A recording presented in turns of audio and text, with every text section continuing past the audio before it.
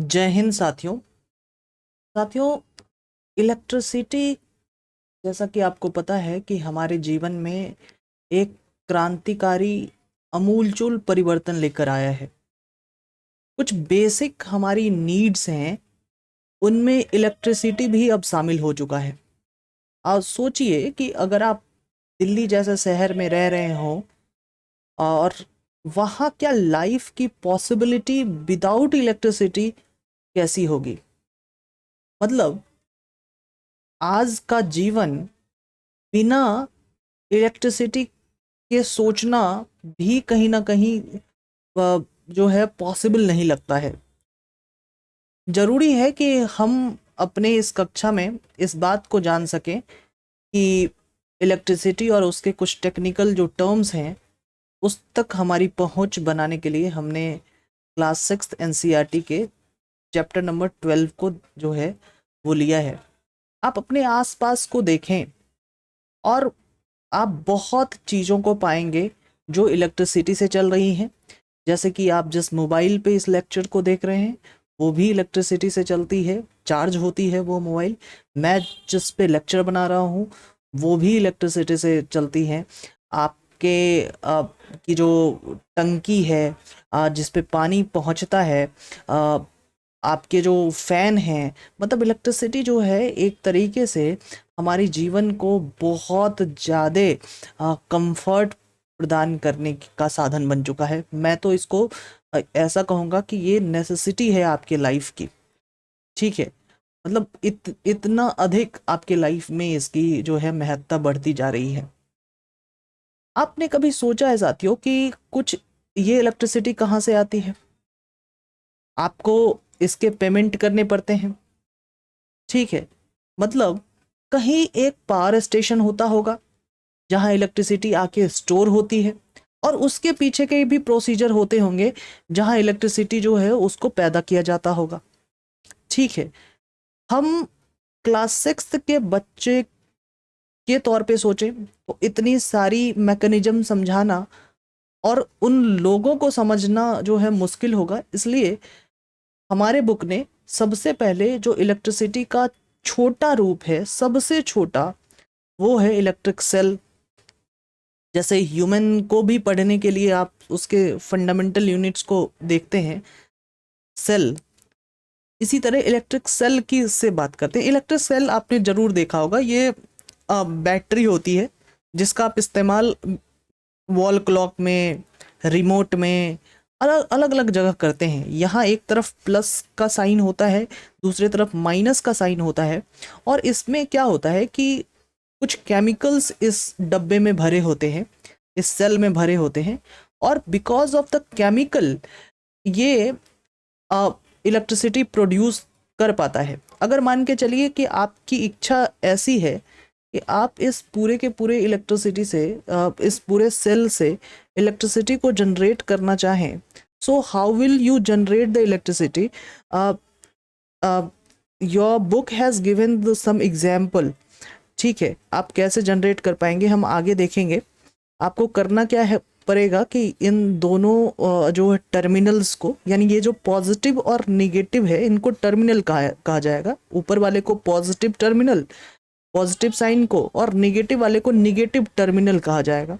और इन दोनों टर्मिनल्स को जो है एक वायर से जो है आप कनेक्ट करें, और इस वायर में अगर जो बल्ब हैं, ठीक है, अगर ये बल्ब है तो बल्ब की दोनों सिरों पे जो है इनको कनेक्ट कर दे तो बल्ब ग्लो करने लगेगा। क्योंकि इसकी जो सर्किट है वो पूरी होती हुई आपको नजर आएगी।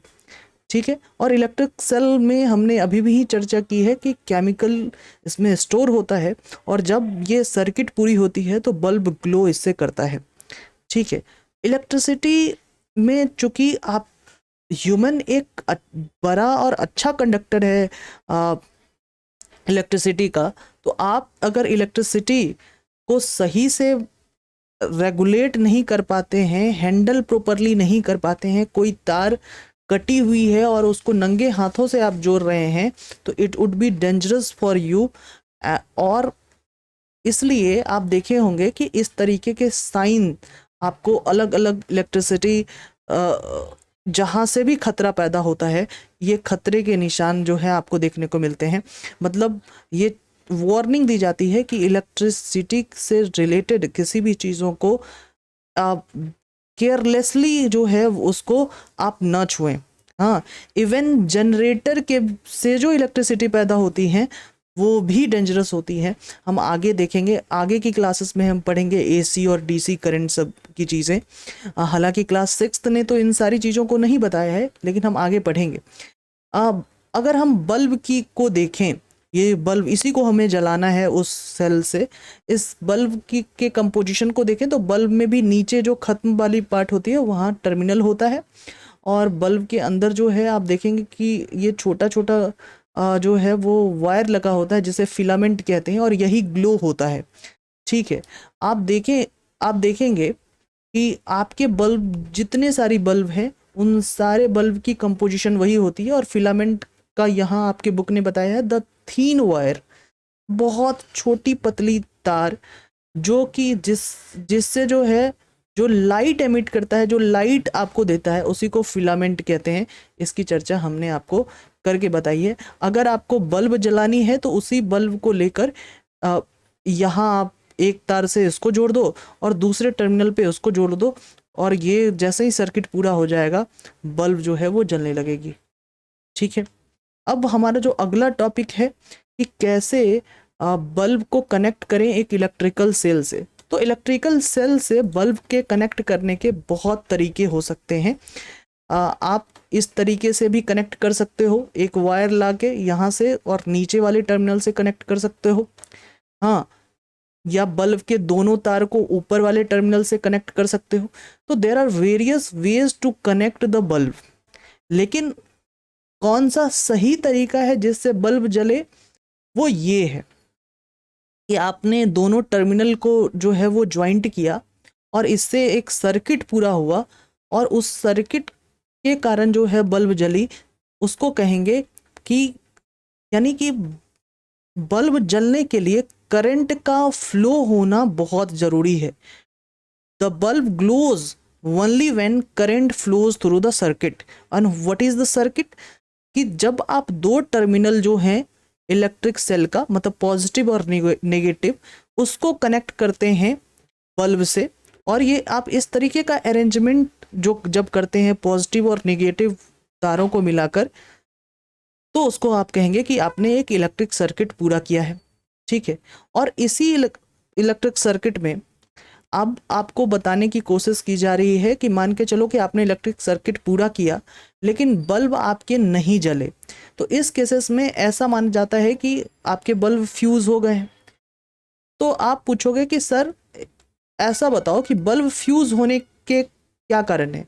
उसके कारण बहुत सारे हो सकते हैं, लेकिन उनमें से एक कारण ये होता है कि बल्ब के अंदर जो फिलामेंट है वो टूट सकता है, ये जो छोटे वायर्स हैं वो टूट सकते हैं। क्योंकि वो वायर टूट गया तो इलेक्ट्रिक करंट का फ्लो टूट गया, और जब यानी सर्किट जो है वो पूरा नहीं हो पाया, पूरी की पूरी पाथ ब्रेक हो गई इलेक्ट्रिक करंट की, यानी दो टर्मिनल्स से में जो है इलेक्ट्रिसिटी वो चल नहीं पाई, इसलिए कोई करंट पास नहीं होगा और इसलिए कोई बल्ब जो है वो जलेगा नहीं। इस केसेस में आपको बल्ब चेंज करने पड़ेंगे जिसका फिलामेंट जो है वो जुड़ी हुई हो, और आप इस केसेस में ऐसे बल्ब को फ्यूज बल्ब कहते हैं। ठीक है, अब आपको इलेक्ट्रिक स्विच समझानी है। स्विच तो आपने देखा होगा घर में भी लगी होती है। स्विच का अच्छा एग्जाम्पल से आपको स्विच जो है वो बताया गया। देखो काम चलाऊ स्विच, जुगाड़ू स्विच आप इस तरीके से बना सकते हैं। आप ये देखो, इस कंडीशन में क्या है कि ये आलपिन है, ठीक है, और वो दूसरे सर्किट से कनेक्ट नहीं है। इस केसेस में ये ऑफ है, ठीक है, मान के चलो। और ऑन वाले केसेस में आपको बताते हैं, यानी ये जो आलपिन है वो स्विच का काम कर रहा है। इस केसेस में जो स्विच है वो ऑन है, ठीक है, और इस केसेस में जो है वो स्विच है ऑफ है। ठीक है, तो this is the of situation और ये है ऑन सिचुएशन। ठीक है, और अगर आप इस टर्मिनल से, इसी केसेस में आप दोनों टर्मिनल को जोड़ दें, ठीक है, और बीच में बल्ब लगा दें एक सेल में, तो ऐसा होगा कि बल्ब पक्का जलेगा। ठीक है, लेकिन आप इस केसेस में दोनों टर्मिनल को जोड़ें और बल्ब लगाएं फिर भी बल्ब नहीं जलेगा, क्योंकि यहाँ से जो यहाँ करंट पास होनी थी वो सर्किट पूरा ही नहीं हुआ। तो इस ऐसे केसेस में आप जो है ऑफ रखकर अपनी बैटरी बचा सकते हैं। ठीक है, क्लियर है। अगर स्विच को और अच्छे से समझना हो तो आपने इस तरीके के टॉर्च जो है देखा होगा, जिसमें कि स्लाइड स्विच हुआ करती थी, यानी स्विच को आगे बढ़ने पे टॉर्च जलता था और स्विच के पीछे आने पे टॉर्च बंद होता था। तो इस केसेस में अगर हम ये स्विच है और इसको अगर पीछे ले लें, इस तरीके से पीछे ले लें हम, तो क्या होगा कि ये जो सर्किट पूरा हो रहा है वो सर्किट टूट जाएगा, यानी बल्ब बंद चलना बंद हो जाएगा। ठीक है, और इसी केसेस में को अगर हम दूसरी तरीके से बताएं कि हमने इस स्लाइड स्विच को पीछे लिया हुआ था, यानी बंद की अवस्था में थी, अब इसको आगे की अवस्था में और धकेलें तो ये क्या होगा कि ये इस वायर से कनेक्ट हो जाएगा और पूरी की पूरी जो है सर्किट पूरी हो जाएगी और बल्ब ग्लो होगा। तो आप कहते हो कि ये स्लाइड स्विच आपके पास है ना। इस तरीके के आपने टॉर्च देखे होंगे। क्लियर है। अब आपको जो समझाना है मेरे को, बस एक चीज़ आप समझाना है, वो है दो अलग अलग शब्द आपको समझाने हैं। एक है कंडक्टर और दूसरा है इंसुलेटर। देखो, कंडक्टर और इंसुलेटर समझने का आसान तरीका है, यहाँ से आप इससे समझ सकते हो कि यहाँ देखो कि इस बीच में आपको ये इस अगर मान के चलो कि आपने क्या किया है कि चाबी जो आपकी मेटल का बना हुआ है उसके एक छोर पे आपने चाबी के एक छोर पे आपने क्या किया कि बल्ब के का एक वायर लगाया और दूसरे छोर पे दूसरा वायर लगाया, क्या ये बल्ब जलेगा? द आंसर इज यस, जलेगा। तो इस केसेस में आप चाबी को कहोगे कि चाबी एक कंडक्टर है। ठीक है, अगर आप केस 2 को देखें, ठीक है, केस 2 में ये है कि अगर हम इस चाबी के जगह जो है अगर हम फोम का इस्तेमाल करें, if we use foam here, so in that case आप देखेंगे कि ये बल्ब नहीं जलेगा। So what is foam then? Foam जो होगा वो इंसुलेटर होगा। अगर हम इसी चाबी के जगह जो है किसी पेंसिल का इस्तेमाल करें, क्या ये जलेगा? आंसर इज नो, नहीं जलेगा।